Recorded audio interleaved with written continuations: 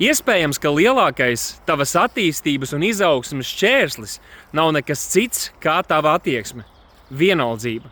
Tas ir, ka tev ir nospļauties, ka tev ir vienalga, kā varētu kaut ko uzlabot un kā būtu jādara un jārīkojas pareizi. Tu turpināsi rīkoties pa savam, ietiepīgi, paliksi pie sava.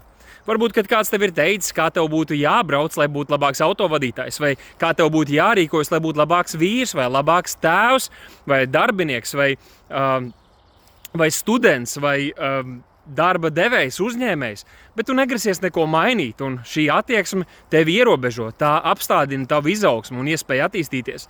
Bet tas ir salīdzinoši sekulāras lietas, padomāsim arī garīgi. Vai tev ir vienalga par to, ko Dievvvārds patiesībā saka? Vai tu lasi Bībeli un nemaz neiedziļinies un necenties izprast, ko Dievs ar to visu centās pateikt? Vai tu vairāk pavadi laiku domājot par laicīgām rūpēm un raizēm un nevis par Dieva lietām un par Dieva vārdu? Varbūt, ka tu esi dzirdējis kādas idejas, kuras izaicināja tavu agrāko domāšanu, un tu to uzklausīji, mazliet par to pabrīnījies, un tad pēc mirkļa atsēdies un saki, tas nemaz nav tik svarīgi, un turpini dzīvot, it kā nekas nebūtu noticis. Varbūt, ka tu redz arī savā draudzē, ka ir lietas, kuras notiek pilnīgi atžgāni pretēji tam, ko Dievvvārds saka, bet ko kasīties? Kāda jēga tur uzdot jautājumus un runāt un celt kaut kādas lietas gaismā? Un te man rodas jautājums, kāpēc tad tev ir vienalga? Kāpēc tev ir vienalga par Dieva lietām? Varbūt, ka ir ticīgi cilvēki, kuriem daudz vairāk interesē kaut kādas lietas, kas notiek pasaulē, ko kāda slavenība, ar ko ir izšķīrusies, vai kam iedevusi roka, vai ko nopirkusi. Bet tad, kad un par tām lietām var runāt daudz, par sportu, par citām lietām, par olimpiskajām spēlēm, vēl kaut kādām bezjēdzīgām lietām. Bet tad, kad runājam par Dieva lietām, tev nav nekā ko teikt.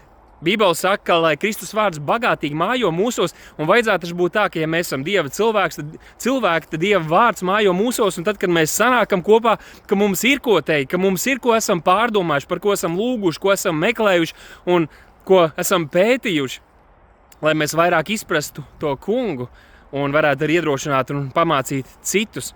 Un tāpēc šeit ir tas jautājums, kāpēc tev nerūp? Ja tev nerūp, kāpēc tev nerūp Dieva lietas? Kāpēc tev ir vienalga, ko Dievs savā vārdā ir atklājis? Kas gan ir svarīgāk šajā pasaulē par to? Un ja tev nerūp, tad šis ir laiks atgriezties, šis ir laiks nožēlot, šis ir laiks lūgt, lai Dievs dod tev no sava gara, lai maina tavu sirdi, atgriezties no grēkiem, no nedzīviem darbiem un meklē to kungu, lai viņš izmaina arī tavu sirdi, lai tu vari meklēt, izpatikt viņam visos savos ceļos un atzīt viņa augšām celšanās spēku, atzīstot viņa fantastisko vārdu un visu, ko viņš mums ir atklājis.